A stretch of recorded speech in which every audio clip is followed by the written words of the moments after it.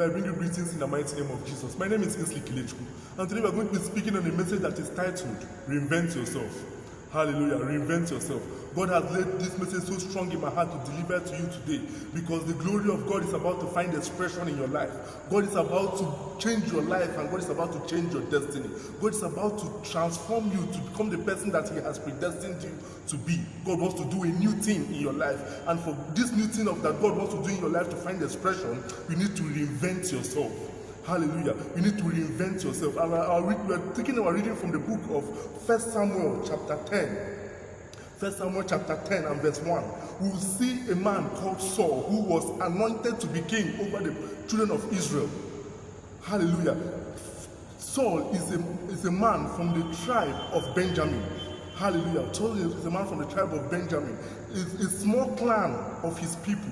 But the truth of it is that God singled him out and God anointed him to be king. And this anointing came upon him by a prophet called Samuel. Samuel poured oil on the head of Saul, ordaining him and sanctifying him for that purpose, stipulating that he has been called and set apart for the office of the king. Hallelujah. So there is a destiny that God has set you apart. There is a destiny that God has ordained you for. There is a destiny that God has called you to be made manifest in your life. But the Bible said that while the anointing came upon Saul, the anointing was of no effect. Why? Until the Spirit of God came upon him. And for the Spirit of God to come upon him, the Bible says that God changed the heart of Saul.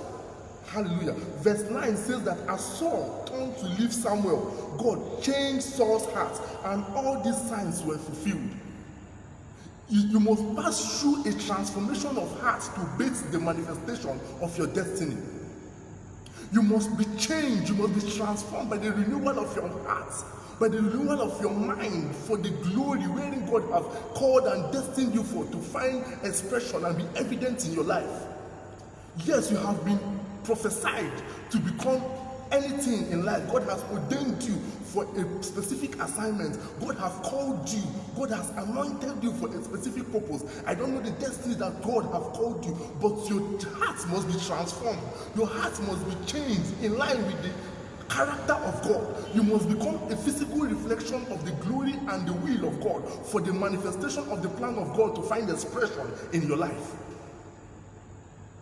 No matter what God has ordained you, no matter how bright your destiny is, if your heart is not changed, if your heart is not transformed, if you have not been washed by the blood of Jesus, if your character is not in conformance with the will of God, I'm sorry, you will not fulfill that destiny, because it takes the change of character, it takes a change of attitude, it takes a change of heart for God to bring Saul to alignment to the destiny that He has called him. If God did not change the heart of Saul, it doesn't matter the anointing that has been on the head of Saul, Saul will not be king in Israel.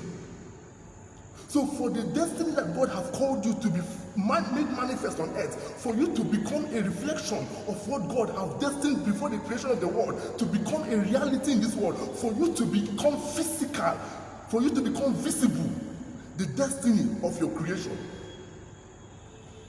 your heart must be turned. You must be turned to a new person. God said that Saul had to be turned to a new man. Hallelujah. Okay, let us read. As Saul turned to leave, God changed Saul's heart, and all these signs were fulfilled. That day, when he and his servant arrived at Gibeah, a procession of prophets met him. The Spirit of God came powerfully upon him. The Spirit of God came powerfully upon him, and he joined in the prophesying. He joined them in prophesying. When all those who had formerly known him saw him prophesying with the prophets, they asked each other, "What is this that has happened to the son of Kish?" So people that knew him understood that this man has become a changed man. Until your repentance begin to reflect that in such a way that people that know you see the change and the transformation in your life, you have not started.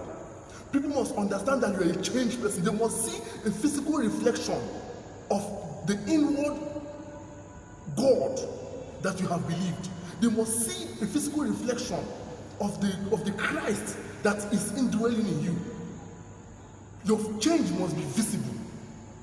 Your change must be visible. People must be able to attest that of a truth that you are a changed man. If people can look at your life and cannot be able to differentiate your past and your present, you are only but miserable. The people that knew Saul understood that something has happened to Saul. That they say that has Saul also joined the prophets, because they saw the manifestation of the Spirit of God in him. It was evident. Why? Because a man has been set aside apart for the glory of God. A man has been ordained, and now the Spirit of God is now evident, residing in him. And when the Spirit of God is evident and residing in you, you are moving to the fulfillment of your destiny. After that incident, the next place, the Bible says that Samuel crowned him king of Israel. God wants to use you, but you must clean yourself. Yes, you are a child of God. Yes, you have been redeemed by Christ, but you need a change of her spirit. You need a change of mind. You need a change of attitude. You need a change of character. Your character must be in line with the character of God. Your attitude must be in line with the attitude of God. You must come to a point where Christ is visible in your life for the plan and purpose of God to find expression in your life. You must come to that point where your character and the character of God is in alignment. That is where God can use you. That is where the glory of God can find expression in your life. That is where the destiny of your creation may be made manifest here on earth. That is where you begin to walk in the steps of righteousness. You begin to walk in the steps of glory. You begin to amount and to become everything that God created you to be. When Joseph was called out of the prison to meet Pharaoh, the Bible says that Joseph cleaned himself. Genesis chapter 41 and verse 14. Joseph shaved himself and cleaned himself up, because when you want to appear before the throne of grace, you must appear righteous, you must appear holy, you must appear sanctified.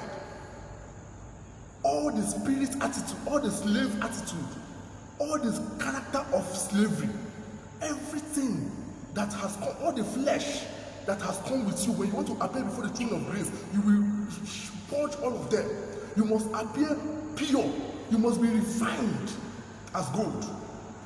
The Bible says that in some houses there are vessels of clay, but there are vessels of gold, some of honor and some of dishonor. You must come to a point where you are refined as gold. Your life must be pure.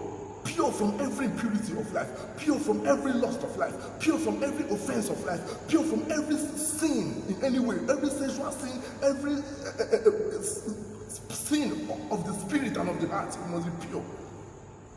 God must cleanse you to use you. God wants to use you, but you need to refine yourself.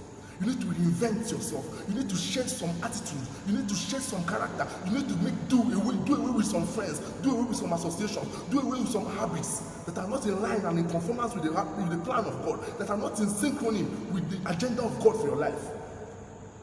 God wants to use you, but you must reinvent yourself. You must reinvent yourself. You must pass through the process. You must pass through the process. When Joseph cleaned himself up, he appeared before King Pharaoh. When he sanctified himself, he was meat for the master's use. God wants to use you, but God wants to ensure that you have sanctified yourself. Sanctify yourself and make yourself pure for the master's use. Don't deceive yourself. Don't deceive yourself. You must stop some character.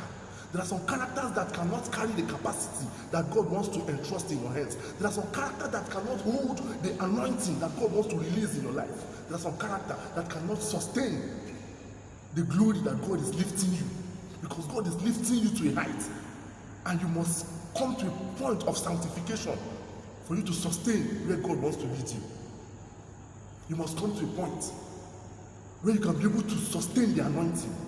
You must come to a point where you can be able to sustain the influence that God wants to give to you. Child of God, refine yourself. Refine yourself. Refine yourself. Refine yourself. Build yourself. Build up yourself. Build up yourself. Build up yourself. Refuse every association or every wrong attitude that is limiting you. God wants to use you, but check your character. God wants to use you, but check your behavior. Check your habits. Are they in alignment to the plan of God? You must come to a point where you reinvent yourself. Make a 360-degree turn. Let everybody that know you know that of a truth, that the Spirit of God is now evident in your life. Yes, God has called you. Yes, prophets have prophesied about your destiny. They have told you that you're going to amount to something. But if you don't work on your character, if you don't refine yourself, if you don't reinvent yourself to suit the character of God, child of God, you're only wasting your time. Because the Spirit of God cannot use you. The only way the Spirit of God was able to use Saul was when God changed the heart of Saul, when God changed the attitude of Saul. When God changed, God has to change you. Allow God to change you.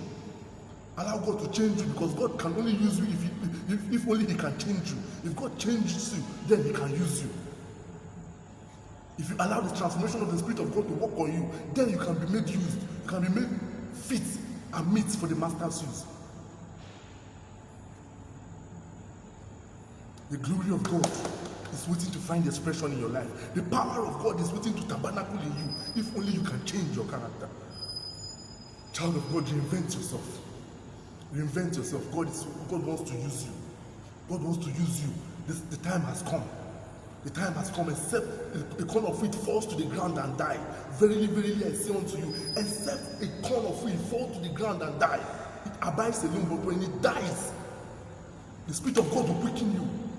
If you succeed in killing the flesh, if you succeed in laying off every fleshly desire, if you succeed in putting off everything that is bringing shame and reproach in your life, if you succeed in putting off those attitudes and those behaviors that are limiting your life, the Bible says you will be fit for the Master's use.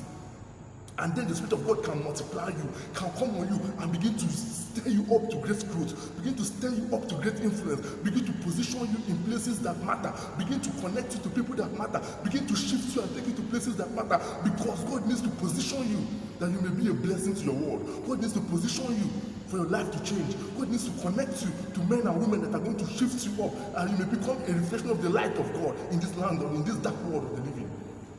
God wants to use you. God wants your light to shine. God wants you to become a reflection of His glory. God wants you to bring forth His agenda and make it real here on earth. God wants you to make the invisible reality of God and make them reality and a blessing to humanity. God can only use you if you can refine yourself. God will only use you if only you can reinvent yourself. Reinvent yourself, child of God. You have the ability to stop that habit. You have the ability to repent today. You have the ability to pass through the process. You have the ability to do all it takes to see the light of God find expression in your life. And that is the only way that you become meat for the Master's use in this end time.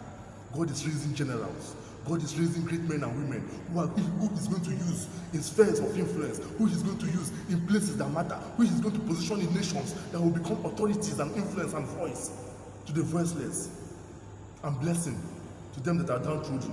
God wants to use you.